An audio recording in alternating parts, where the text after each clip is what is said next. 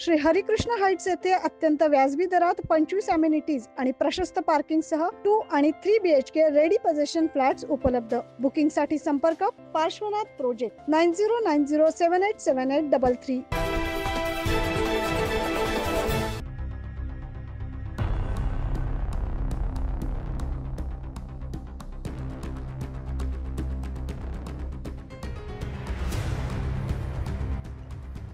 मंत्री कोकाटे यांच्या भावासह दोघांना 50,000च्या जात मुचलक्यावर जामीन मंजूर। कोकाटे बंधूंना लागली होती 2 वर्षांची सजा।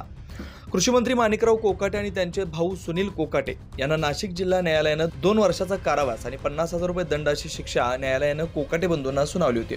1995च्या प्रकरणात कागदपत्रांमध्ये फेरफार आणि फसवणुकीच्या प्रकरणात माणिकराव कोकाटे आणि त्यांच्या भावाविरोधात याचिका दाखल करण्यात आली होती। 1995 साली कागदपत्रांमध्ये फेरफार करून फसवणूक केल्याच्या आरोपाखाली कृषी मंत्री माणिकराव कोकाटे आणि सुनील कोकाटे यांच्या विरोधात गुन्हा दाखल करण्यात आला होता। या प्रकरणी नाशिक जिल्हा व सत्र न्यायालयात खटला सुरू होता।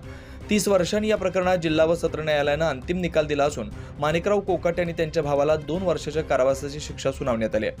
यासह दोघांनाही न्यायालयानं 50,000 रुपयांचा दंड देखील ठोठावलाय। माजी मंत्री तुकाराम दिघोळे यांनी न्यायालयात या प्रकरणी याचिका दाखल केली होती। भारतीय दंडविधान 420, 465, 471 आणि 47 अन्वये माणिकराव कोकाटे आणि त्यांच्या भावाविरोधात गुन्हा दाखल करण्यात आला होता। नेमकं प्रकरण काय आहे ते पाहूयात।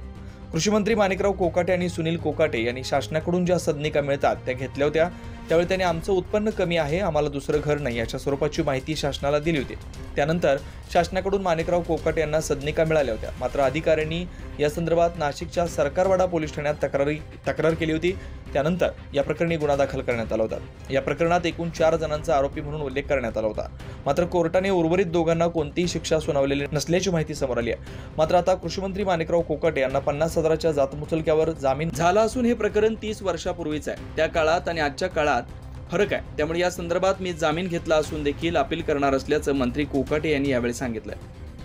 आज उपलब्ध झालेलं नाही हे कृषी मंत्री झाल्यानंतर हे प्रकरण मुळात 30 वर्षापूर्वीच आहे। त्यामुळे आज झाले ज्यावेळेस मी राजकारणात जस्ट प्रवेश केला होता, मी त्यावेळेस आमदार सुद्धा होतो की तुम्हाला माहित नाही। त्यामुळे तो काळ आणि आजचा काळचा मध्ये फरक आहे। त्याच्यानंतरच्या काळामध्ये दिघोळेंचे माझे संबंध सलोख्याचे पण निर्माण झाले, पण कायदेशीररित्या एखादी केस रजिस्टर झाल्यानंतर जो काही नियम असतो त्या नियमान्वये ती प्रोसेस होत असते। उशिरा प्रोसेस झाली, त्यामुळे आज निकाल लागलेला आहे। आज निकालामध्ये मेहरबान न्यायालयाने जो काही शिक्षा सुनावली त्या संदर्भात मी रितसर या ठिकाणी जामीन घेतलेला आहे आणि आपल्याला या ठिकाणी जाणार आहे। 9 न्यूज महाराष्ट्रासाठी प्रतिनिधी नितीन चव्हाणसह वैभव घुगे, नाशिक।